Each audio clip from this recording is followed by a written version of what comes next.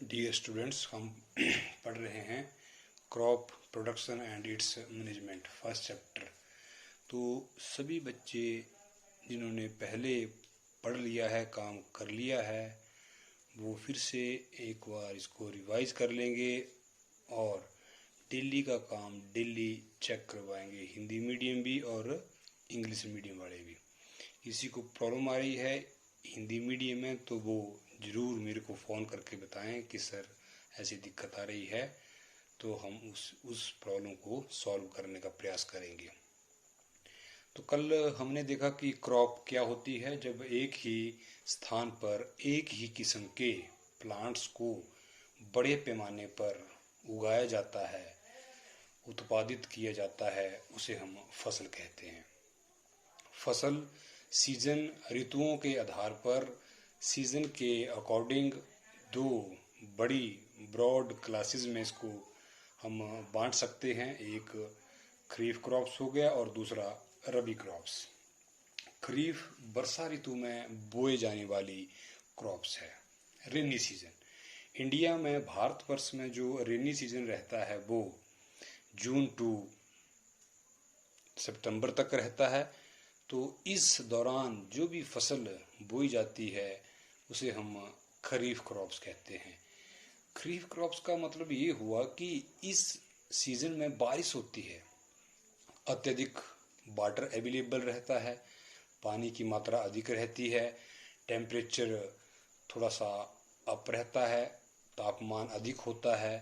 तो जो पौधे ऐसे क्लाइमेटिक कंडीशन में, ऐसी जलवायु में जहाँ पर बारिश अधिक हो और तापमान भी अधिक हो, उसमें प्रॉपरली अच्छे तरीके से ग्रो कर सकेंगे या उनकी अच्छी जो है वो हेल्दी रहेंगे, वही फसल जो है वो इस सीजन के दौरान, खरीफ सीजन के दौरान जो है वो बोई जाएगी। रबी क्रॉप्स, रबी से यदि आपने याद रखना तो सूर्या। देखिए विंटर में अब after rainy season winter season start हो जाएगा। अक्टूबर से लेकर नवंबर से लेकर मार्च तक विंटर सीजन रहेगा इंडिया में। तो इस दौरान बारिश कम होगी। रबी मतलब सूर्य ज़्यादा से ज़्यादा जो है वो रहेगा। तो इस दौरान जो भी फसल जिन्हें कम पानी की आवश्यकता होती है और जो कि कोल्ड क्लाइमेटिक कंडीशन, ठंडी जलवायु में जहाँ ठंड हो, उसमें अपने आप को अच्छे ढंग से ग्रो कर सकें, ऐसे पौधे, ऐसी फसल जो है वो रबी क्रॉप्स में बोई जाती है। तो रबी क्रॉप्स कल आपको बता दिया था कि रबी क्रॉप्स क्या हैं और खरीफ क्रॉप्स क्या हैं। उसके उदाहरण भी आपको लिखाए थे, बुक्स में भी है, आप बुक्स में भी पढ़ सकते हैं। आगे है basic practices of crop production की बेसिक प्रैक्टिस। क्या क्या हमें क्रियाकलाप, क्या क्या हमने टास्क, क्या क्या हमें एक्टिविटीज़, क्या क्या काम हमें करने पड़ते हैं एक फसल को उत्पादित करने के लिए, उसकी प्रोडक्शन के लिए। यहाँ पर एक बूझो भी क्वेश्चन उसके मन में आ रहा है, या आपके साथ ही चलेंगे छठी से लेकर 8th तक बूझो और पहेली। तो बूझो के मन में एक क्वेश्चन अराइज हो रहा है और क्वेश्चन अराइज होने चाहिए, आपके मन में भी प्रश्न उठने चाहिए कि क्यों हो रहा है, कैसे हो रहा है, क्या कारण है। तो ऐसे क्वेश्चन आपके माइंड में भी अराइज होने चाहिए, उठने चाहिए। Why can paddy not be grown in the winter season.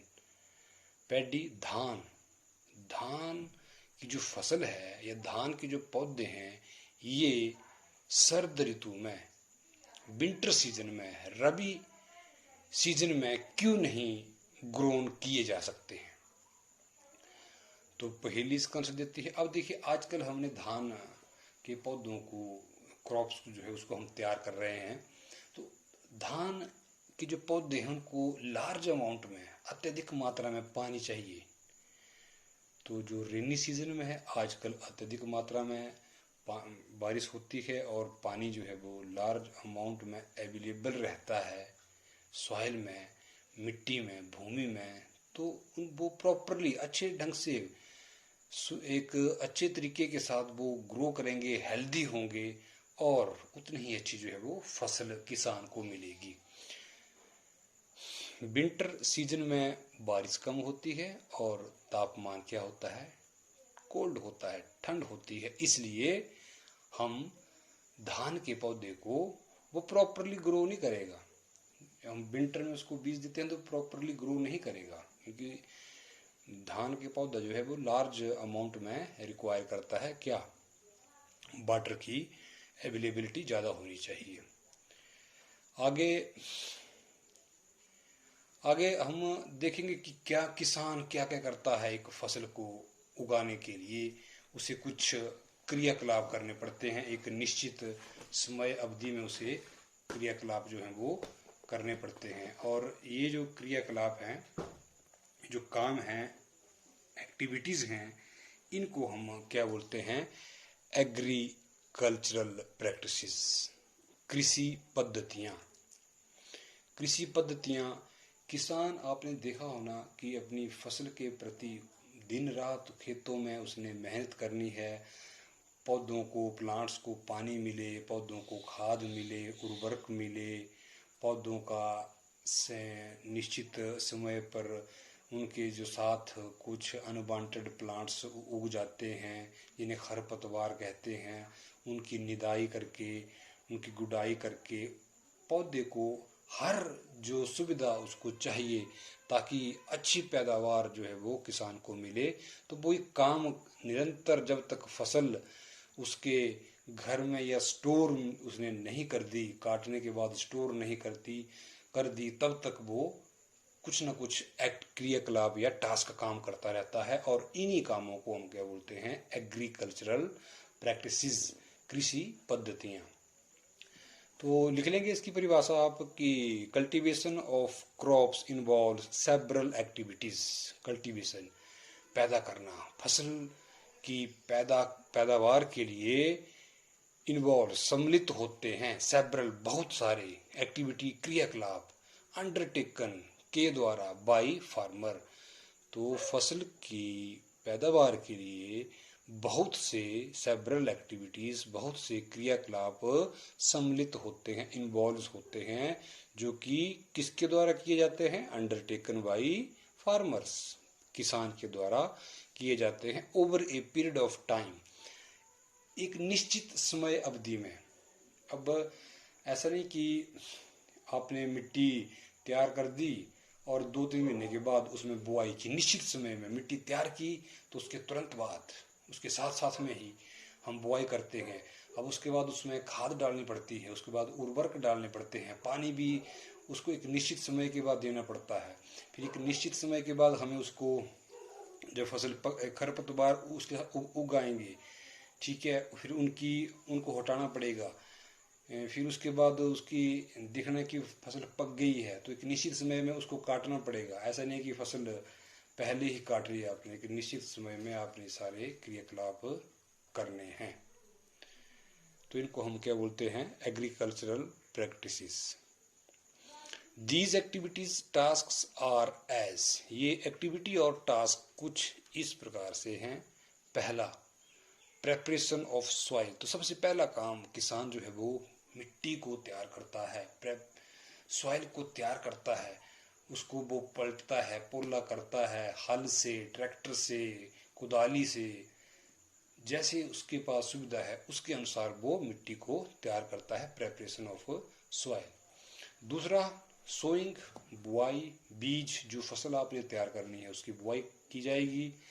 तीसरा, एडिंग मैन्योर, जो खाद, जो आपके घरों में पशुओं के अपशिष्ट या घास से, पशुओं के अपशिष्ट पदार्थों से या घास से जो तैयार की जाती है घरों में खाद, उसे हम मैन्योर बोलते हैं।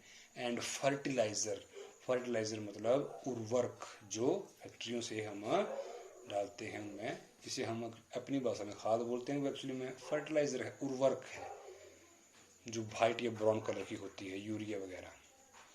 तो एडिंग मैन्योर एंड फर्टिलाइजर। उसके बाद सिंचाई, इरिगेशन, सिंचाई। पांचवा आ गया प्रोटेक्टिंग फ्रॉम बीड्स होता है खरपतवार, घास उग जाता है फसल के साथ, मक्की की फसल के साथ, धान के साथ घास उग जाता है, उसको हटाने का काम किया जाएगा। फिर हार्वेस्टिंग, कटाई, निश्चित समय पर उसकी कटाई की जाएगी, हार्वेस्टिंग। थ्रेसिंग, फिर थ्रेसिंग की जाएगी, जो अनाज है उसको अलग किया जाएगा उसके प्लांट्स के अदर पार्ट से, सीड को बाहर निकाल लिया जाएगा, सीड्स को अलग किया जाएगा, और बाकी जो लीव्स, स्टेम, रूट्स हैं उनको अलग किया जाएगा थ्रेसिंग में। पढ़ा है आपने 6th क्लास में थ्रेसिंग क्या होता है। अनाज को डंडियों से अलग करना। स्टोरेज, लास्ट में फिर उसको सुखाने के बाद 2-3 दिन सुखाने के बाद उसमें पानी ना रहे, नमी ना रहे, धूप में सुखाने के बाद उसको स्टोर किया जाएगा। तो ये एग्रीकल्चरल प्रैक्टिस हैं जो कि एक किसान निश्चित समय अवधि में कंप्लीट करता है। इनको 1 by 1 हम जो है वो स्टडी करेंगे, पढ़ेंगे। एक और आपने आज ये काम करना है, एक्सरसाइज का 4th क्वेश्चन है, give 2 example of each, kharif crop and rabi crops. तो खरीफ क्रॉप के 2 उदाहरण आपने देने हैं और रबी क्रॉप के 2 उदाहरण आपने लिखने हैं। तो इसका आंसर खरीफ क्रॉप का उदाहरण हो गया पैडी, धान, मेज, मक्का, जो कि आजकल रेनी सीजन चला हुआ है, इसमें हमने खरीफ क्रॉप्स के रूप में इनको बोया है। रबी क्रॉप, इन धान और मक्का को काटने के बाद हम अगली फसल की तैयारी करेंगे और वो रहेगी हमारी गेहूं, चना, मटर। तो रबी क्रॉप्स के एग्जाम्पल हैं व्हीट और ग्राम। क्वेश्चन नंबर 7 है आपके एक्सरसाइज का, इफ व्हीट गेहूं इज सोन, उगाई जाए, इन खरीफ सीजन, यदि गेहूं की फसल को कब खरीफ सीजन में उगाया जाए, व्हाट वुड हैपन, क्या होगा। तो wheat is a rabi crop, wheat क्या है भी, रबी क्रॉप है, इसको हम विंटर में, सर्दियों की ऋतु में इसको हम उगाते हैं। इट रिक्वायर्स कोल्ड, ठंडा, कोल्ड क्लाइमेटिक, जलवायु कंडीशंस। तो it requires cold climatic conditions to grown. तो यदि गेहूं को ठंडी जलवायु परिस्थितियों में ये प्रॉपरली सही ढंग से ग्रोन कर पाएगी। If it is sown in the kharif season, यदि इसे हम खरीफ सीजन में बोया जाता है, it will not grown properly. तो या सही ढंग से ग्रोथ नहीं कर पाएगी, वृद्धि नहीं कर पाएंगी, पौधे अस्वस्थ रहेंगे। ड्यू टू, कारण क्या रहेगा, due to excessive rain in kharif season, क्योंकि रेन सीजन में अत्यधिक बारिश होती है और अधिक मात्रा में पानी उपलब्ध रहता है। तो ये आज का आपका काम रहेगा। बाकी कल हम इसके आगे नेक्स्ट जो रहेगा वो कल देखेंगे। अब छुट्टी हो, संडे हो या कोई और छुट्टी हो, मैं आपको हर दिन 10 या 15 मिनट का वीडियो भेजा करूँगा और काम डेली का डेली करिएगा। स्कूल ओपन होने के चांसेस अभी कम हैं, तो जब तक स्कूल ओपन नहीं होते हैं तब तक हम इस प्रकार से ही स्टडी करेंगे। कोई प्रॉब्लम आएगी तो बताइएगा आप फ़ोन करके या ग्रुप में मैसेज डाल